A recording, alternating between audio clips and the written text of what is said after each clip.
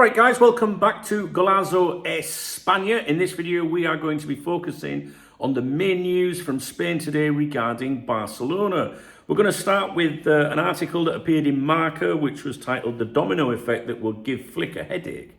Hansi Flick wants a new winger to relieve pressure on Lamine Yamal and Rafinha, with Luis Diaz and Marcus Rashford now the top options, as we already know. Their arrival would push Rafinha to the central attacking midfield role. This would impact Dani Olmo, Fermin, Gavi and Ferran Torres, who all played there last season. If Gavi is pushed back into a double pivot role, it could force out De Jong. Or De Jong, whatever. Casado and Bernal also play in the pivot and are competing for spots. There's an overbooking in midfield and attack, and managing all the egos could be a nightmare for Flick.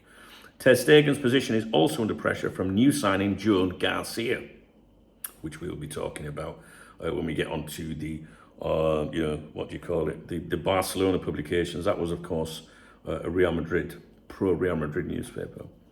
Okay, sport, going over to Barcelona. Flick approves Rashford signing. Marcus Rashford has overtaken Luis Diaz as Barcelona's top attacking target. Rashford wants to move and would come on loan, which is more financially viable.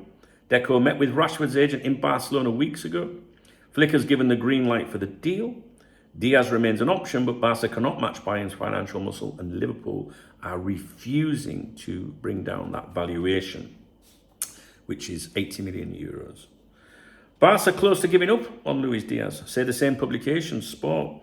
Barcelona frustrated with Liverpool's stance. Liverpool refused to negotiate and will only accept an 82 million euro guaranteed fee. Barca have not submitted a formal offer, only contacted the player's agents.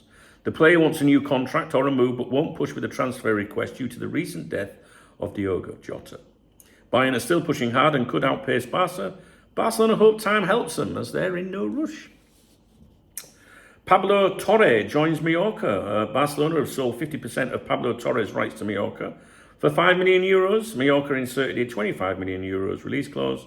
Torre impressed coach Yagoba Arrasate, who sees him as central to his project. And Torres signs after playing 27 games with Barca and spending last season on loan at Girona. Barca optimistic about returning to the 1-1 rule. I did a video about this on Cop Talk TV today. Barcelona expect to comply with La Liga's 1-1 financial rule by early August. The club is waiting for Auditor Cruz Spain to finalise its report. Two major factors, the VIP box revenues and pending income from the new Eurovision recruit deal.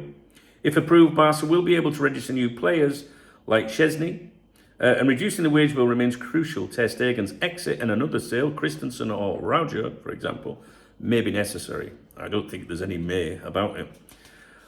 Markets trust the club, is a quote. Barca have refinanced 424 million euros of their Espai Barca debt. The first repayment phase is now reduced to 208 million euros, the rest delayed until 2033. Interest rates were cut from 6.5% to 5.19%, saving millions long term. And director Manel Del Rio, which was that quote, Markets trust the club, says investor demand exceeds expectations. Messi to start in Camp Nou reopening ceremony. Barca want Messi to headline the Spotify Camp Nou inauguration in 2026-27. The event would coincide with the Joan Gamper Trophy if stadium works are complete. And the plan depends on finishing the roof and Messi agreeing to participate.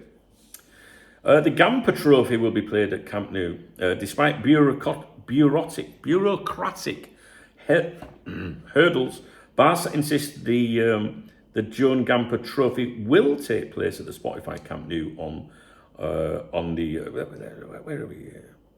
10th of August. I do apologise. It's because the one before also mentioned that. The stadium will host around 32,000 spectators for the match, but they obviously need to pass various safety things. Okay, Rooney Bardghji arrives in Barcelona. He's landed in Barcelona and joins pre-season under Hansi Flick. Medical checks on Sunday. Training starts Monday. The deal with Copenhagen was for 2.5 million euros plus 15% future sale. Deco pushed the deal, seeing Bardghji as a low-cost market gem. Could stay or go out on loan depending on his fitness and performance, and Barca see him as a backup to Yamal on the right wing. Not bad at 2.5 million euros. I'd like to see how he does. He will play pre-season matches in Asia, and the Trofeo Joan Camper. Oh, that's that thing again, isn't it? Joan Camper. I need to look into that and see what that's all about. Blondes take over Barca. Pre-season means fresh haircuts. Lewandowski debuted his new blonde look, joking, new season, new hair, same goals. Chesney joined the fun by posting fake hairstyle changes using Instagram filters. And Yamal and Gavi also changed to blonde recently. Okay, guys, that's your lot concerning Barcelona today. I don't know. This basically, Ter Stegen, there's a lot of stuff about him. They want him out of the club, by the way. They signed that new goalkeeper recently, Garcia, who's going to be the number one, apparently. And I think they want Ter Stegen out because of these financial problems they have got at Barcelona. So, this is a new format that I'm doing on this channel. You know, I'm trying to get this channel off the ground for you guys. And myself, I enjoy doing it. You know, I go to the cafe every morning and I review the papers for Liverpool content. For Cop Talk TV, Liverpool news, you know, and because I read so much stuff, that's why I launched Golazo España. I also follow a club local to me called CF Benidorm, which is owned by David Villa. I'm actually having a meeting with them on Tuesday. They've asked to meet me for some reason. I've no idea why. So I'm meeting them on Tuesday, and I'll be documenting their campaign on this channel. But what I'm going to do on here is do a Real Madrid update, a Barcelona update, and then all of the clubs. I've done my notes already, look.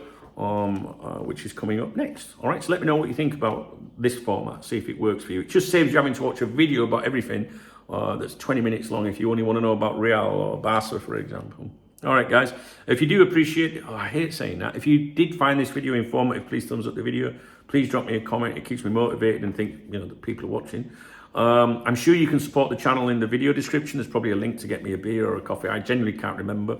This channel is not monetized, okay? So any support would be appreciated. But, you know, sharing the video, liking the video, commenting, shows interaction, and I think that's good. All right, guys, the more you give me back, the more I can give you is what I'm basically saying here. The more interaction, I think, oh, people are watching. You know what I mean? All right, guys, I'll see you in a bit. Have a great weekend.